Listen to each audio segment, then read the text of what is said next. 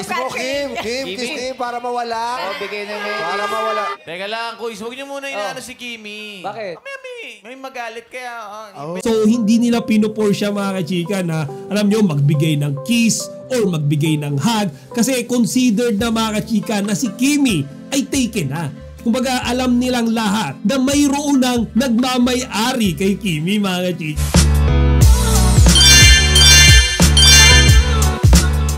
Magandang araw mga kachika, Rigel Pule, ito yung Chika Patron. Bago tayo magsimula mga kachika, inaanyayahan ko muna kayong mag-subscribe dito sa ating munting channel para palagi kayo updated sa mga latest at nagte-trending ng mga showbiz balita. Hindi na naman nakawala ang ating chinita princess na si Kim Chiu sa pag-aasar ng kanyang mga fellow host sa episode nila ngayong araw sa It's Showtime. At sinasabi ko sa inyo mga kachika, dito nga sa pang-aasar na ginawa nila kay Kim mga kachika, maski ako ay nagulat kasi out of nowhere mga kachika, bigla nilang binanggit ito kay Kimi. So mga kachika, nagsimula nga yan lahat nung sa segment nilang Kaloka-like ay nagkaroon sila ng contestant na kamukha or kaloka-like ni Empoy. So mga chika, eto. So dahil nga kinagiliwan ng lahat etong Empoy kaloka-like mga chika, si Miss Gladys Reyes ay inoferan ito ng isang short na skit. So nag-acting sila mga chika doon.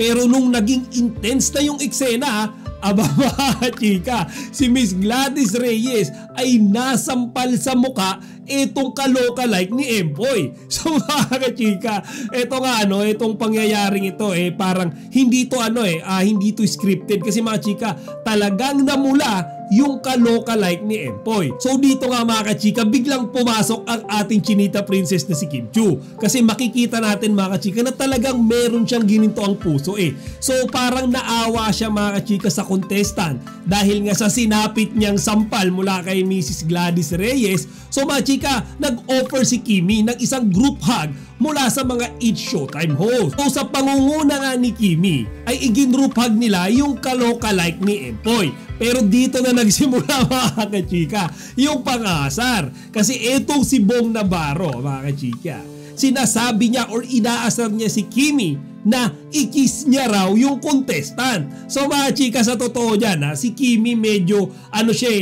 medyo sumasakay pa siya sa biro sa simula. Pero eto mga chika, nung medyo parang sumigaw na yung mga audience, yung madlang people na kiss nga raw, mga kachika, biglang kumambyo pa atras si Kimi. Panoorin nyo ito. Masaya ka naman. Yes. Group hug natin siya, guys. Oo.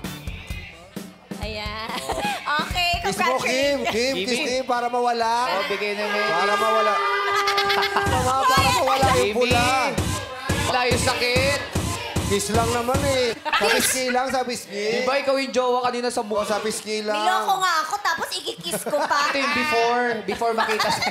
So ayan nga mga kachika, sa totoo niya nakita ko sa mukha ni Kimi na parang gusto niya na rin ikisa, chicks lang naman yung contestant. Pero medyo nahihiya siya mga kachika or parang may pumipigil sa kanya At buti na nga lang mga kachika, yung hindi masabi ni Kimi, feeling ko si Jugs at si Teddy na yung nagsabi mga kachika.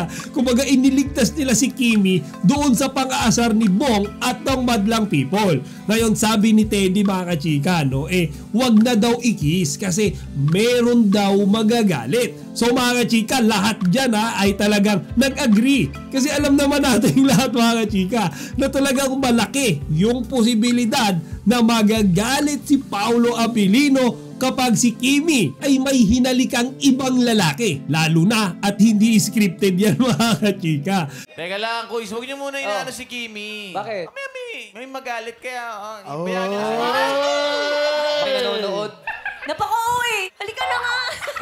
Baka may asawa si M. So kahit na biruan lang yan mga kachika, makikita natin na talagang alam ng mga It's Showtime host yung limit ni Kimi kapag mayroon siyang kasamang ibang lalaki. So hindi nila pinupor siya mga kachika na alam nyo magbigay ng kiss or magbigay ng hug kasi considered na mga kachika na si Kimi ay taken na. Kumbaga alam nilang lahat na mayroon ng nagmamay-ari kay Kimi mga kachika. So okay din yung mga kachika, no? At si Kimi mga kachika, hindi naman siya nagalit nung pinigilan nga siya ni Jugs tsaka ni Teddy na wag na nga raw i-kiss dahil may magagalit. Nagulat lang si Kimi. Kumbaga dun sa facial reaction niya nung sinabi nga na may magsiselos, talagang nagulat siya mga kachika. Pero hindi naman siya nag-deny, hindi siya tumanggi, basta ngumiti lang naman siya. So marahil sa madlang people mga kachika, yung biruan na yan ay ordinaryo lamang. Pero sa mga Kim Pao fans, mayroong malalim na kahulugan yan.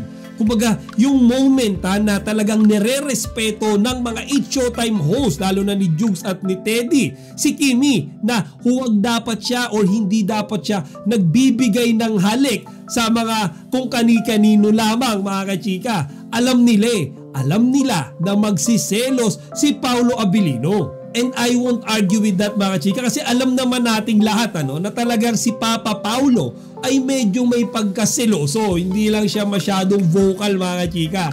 Pero 'di ba doon sa mga previous news, sa mga nakaraang relationship niya, talagang may mga napapabalita na may pagkaseloso si Paolo. At malamang sa malamang ay alam ni Kimi yan, kaya nga nag-aalangan siyang kumis dun sa lalaki, sa contestant, kahit nasa chicks lamang mga chika. Samantala mga chika, kinagiliwan din ng mga Kim Chiu fans yung mga recent videos na ibinahagi ni Kimi sa kanyang Instagram account. So mga chika, isa nga dyan yung kanyang pagpopromote ng bagong produkto ng ine-endorse niyang fast food chain. At mga chika, meron din dyan yung nakakatuwa at ang cute din tignan nung vini-video ni Kimi yung kanyang mga pamangkin na bigay ang todo sa pagsasayaw. So mga chika, ako sa totoo lang, etong dalawang ito, si Rain and Liam, nakita ko yan dati, mga bata pa mga chika. Actually, yung isa nga, si Liam, medyo baby pa siya. At ngayon nga, ayon din mismo kay Chinita Princess Kim Chiu, yung mga pamangkin niya ay mga dalaga na. At dyan nga sa comment section ng video na yan mga chika, sa totoo lang, ang daming nabibilib kay Kimi. Nabibilib sila kasi si Kimi raw ay sobrang close sa kanyang family circle. Kumbaga, despite of her busy schedule mga chika, sinisigurado daw lagi ni Kimi na meron siyang time makipag-bonding sa kanyang pamilya. O siya mga chika, hanggang dito na lang muna. Sana huwag nyo kalimutang ibahagi ang inyong mga opinion dito sa comment section. Chika Patrol signing out!